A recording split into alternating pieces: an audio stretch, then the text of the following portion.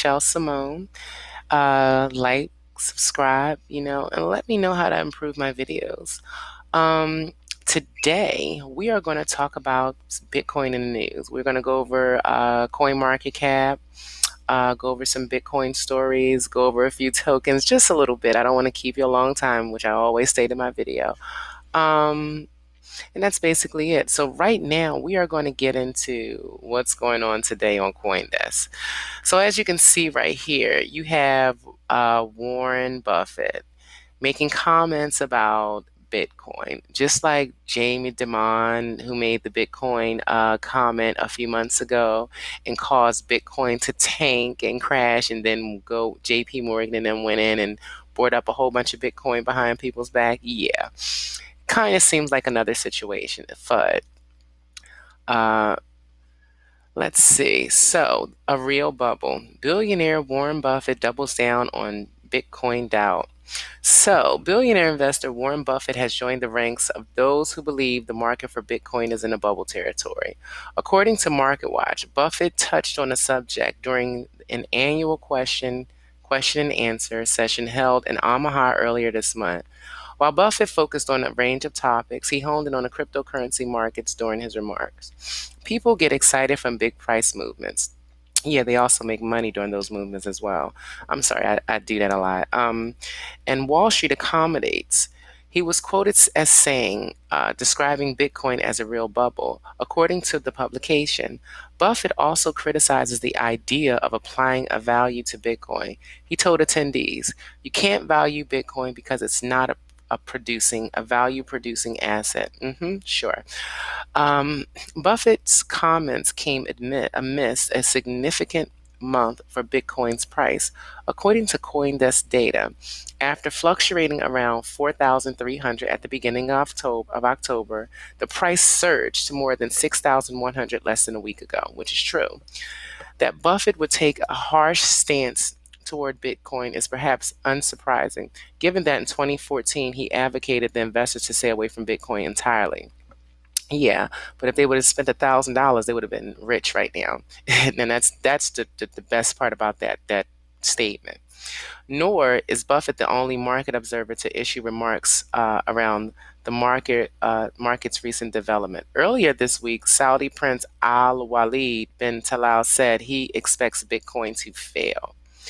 Others, however, have adopted a different approach. On October 24th, New York's University Dean of Valuation, Answith, what is it, Damodaran, argued that Bitcoin is a true currency and not a fraud in the new blog post. Warren Buffett images, blah, blah, blah, blah, blah. Yeah.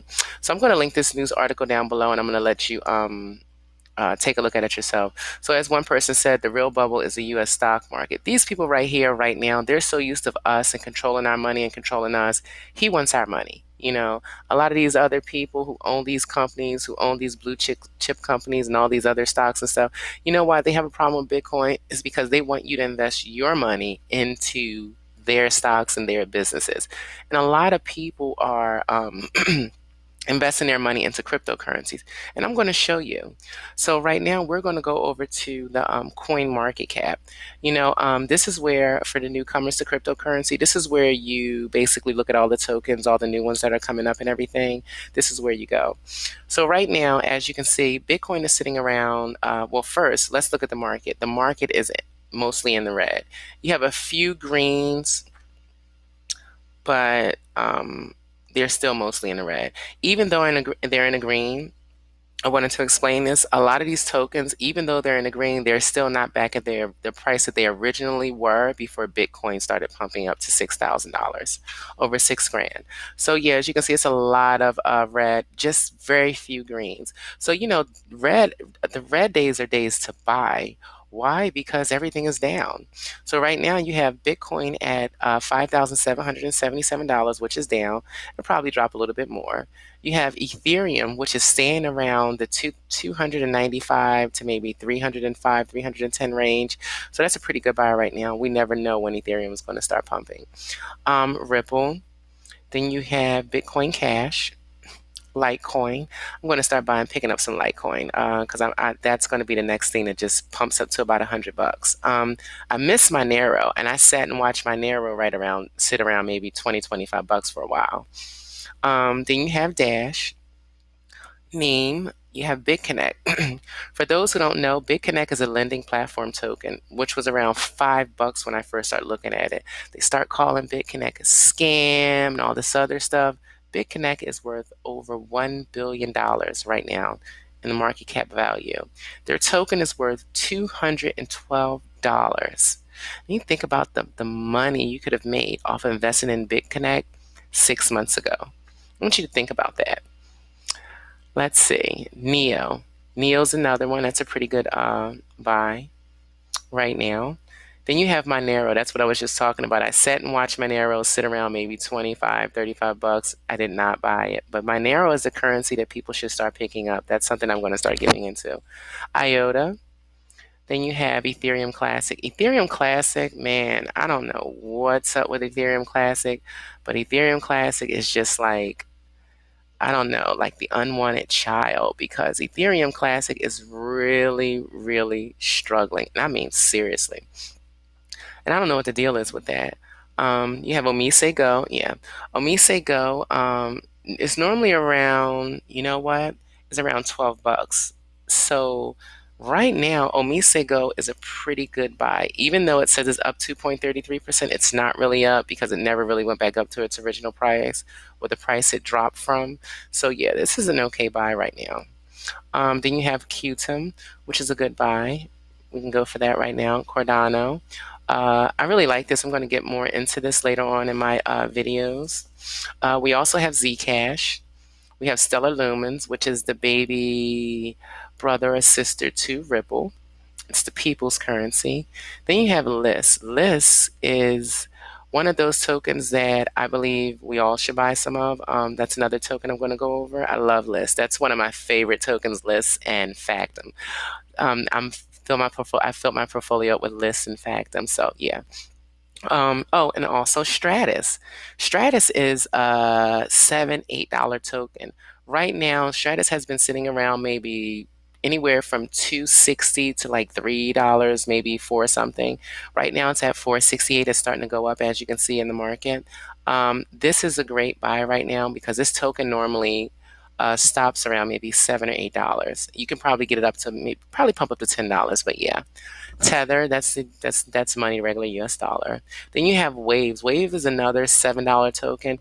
Even though I don't really like the Waves platform, it's pretty good. You know, they have another token that I'm currently invested in called Escroco. So yeah, they're being traded on the Waves platform right now, but they're in ICO.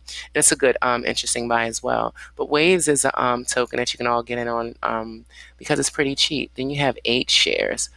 I'm not really sure about 8shares, but that's one of those like exclusive tokens that, but I could have sworn this was around maybe 15, $20. I have to check the historical data. Then you have Bitcoin. I don't really like that token. It's kind of useless. It's worthless. But it's still around and it has a $249 million market cap. Then we have ARK. Steam. Steam is like a social media token. You can actually make money if you go into the Steam It network and you promote and advertise and you're a YouTuber, for those who are unaware. Right now, this is a good buy. Steam It is fell a lot. It's normally around like $1, maybe a little $2, 150, $2. So right now it's around 96 cents. So this is a good buy. EOS hasn't been done anything really good since it's hit the market. This is an excellent buy at 50 cents because EOS is kind of sitting around 50 cents, maybe 60, but it doesn't really go past 75 cents or has in the past, 30 days.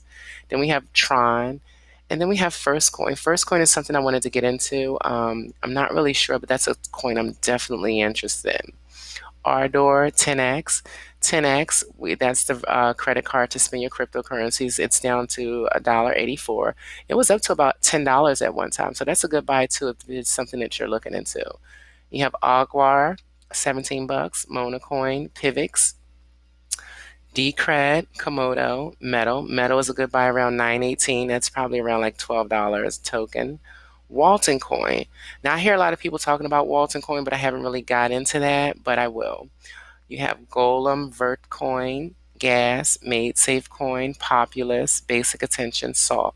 Now, Salt, this is what I wanted to get to because I'm only going to maybe cover maybe 50 and then we're just going to go back to the news. Now, Salt. If you're into lending platforms, Salt is the token that you might want to grab. And I'm going to tell you why.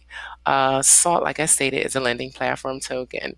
And Salt was one of those highly anticipated platforms that was expected to come out where you take your cryptocurrency, your portfolio, let's just say your portfolio is worth 20 bucks, $20,000, and you can take your cryptocurrency portfolio and use it against like its leverage. Um, you can actually get a loan against your crypto portfolio. So if you have a $20,000 cryptocurrency portfolio, you can get a $20,000, maybe $15,000, $20,000 loan against your portfolio, while it's held in escrow. And as you can see, it was a lot of anticipation around this particular platform of people selling their, well, just say, pawn in their portfolios for money that they will have to pay back. And it's a really good idea for people for Christmas time. That's how I was looking at it. Not for like now and summertime or whatever. That's around the time. It was still warm. So as you can see, this is the problem right now. A lot of people who went into Salt bought the token. They're buying the token at this price. And at $15 and at $7, ICO prices. And it was predicted to hit about $25.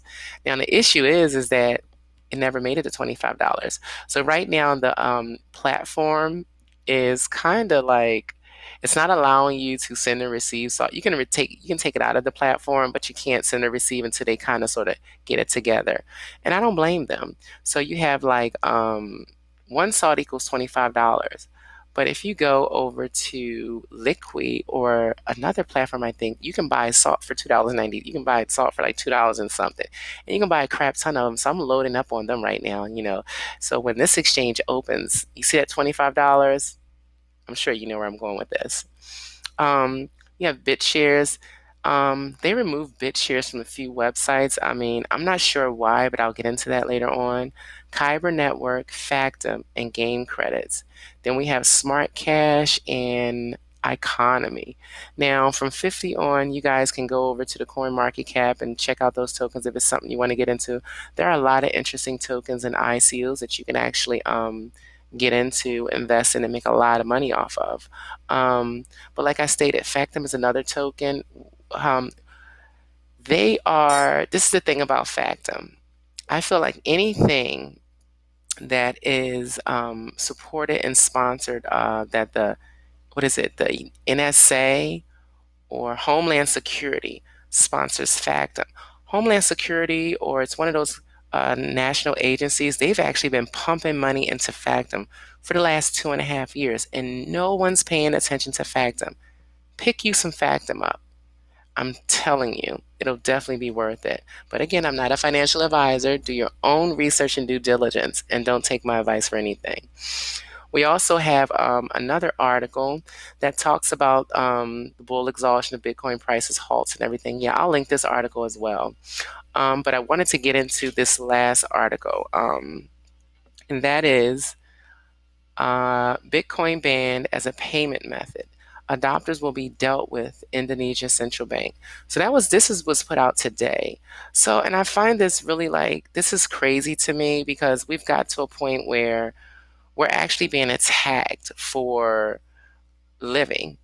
Everybody wants to talk about all these regulations and all these things that are going on in the cryptocurrency space. Listen, the same thing you can do with a cryptocurrency. Oh, terrorism. Oh, all these rapes and all these missing people and whatever they were using the reasoning for halting cryptocurrencies.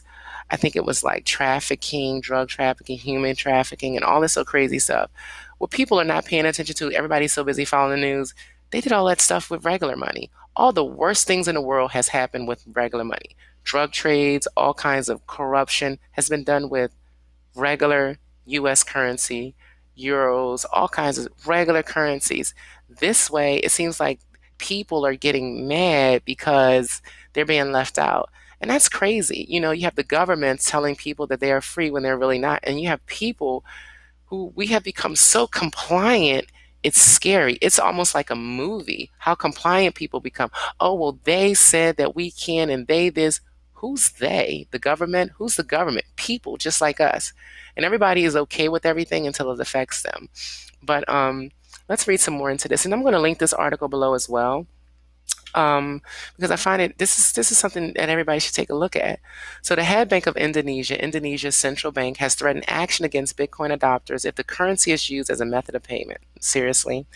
First reported by CNN in early 2014, the country's central bank issued a public notice warning citizens to be careful of adopted virtual currencies. Bank Indonesia states that Bitcoin and other virtual currencies are not valid currency or payment instruments in Indonesia. Read an excerpt of BI's statement at that time. Bank Indonesia Governor August Mortawad, whatever that means. I know I messed his name up, but I don't really care because of the article or whatever, has reaffirmed the monetary authority's stance that Bitcoin is not a legal method of payment in the country. Speaking in Indonesia's capital of Jakarta, I like that, last week, the central bank governor reportedly said, I must emphasize that BI does not see Bitcoin as an official payment tool in Indonesia. So all people should know not to use Bitcoin as a means of payment. There is a risk. The central banker stressed that any new financial innovation must get Bank Indonesia's approval, dependent on a number of requirements, before it is used or adopted as a payment method in the country. Further, the official doubled down with threat to those that defy the central bank's order. That to me, like I said, is really scary when we've gotten to a point where we're being threatened by people who are supposed to be looking out for us. And that goes for all countries all across the world. And I don't know, it's just weird to me. You can go on their Twitter and check them out on Twitter, follow them on Twitter for some more Bitcoin news and updates and everything. Um, like I stated, I will put the link to these articles below. And hopefully, you guys like what I had to say today. This is one of my first videos talking about Bitcoin and the news and everything. I hope you like, I hope you subscribe. Let me know what you guys would want me to talk about. Leave some, I guess, what would you use, constructive criticism, and we can take it from there. So without further ado, I don't want to keep you too much longer. I've already kept you for like 17 minutes. You guys have a good day. It's beautiful outside. Enjoy this weekend, and I'll talk to you guys later. Bye.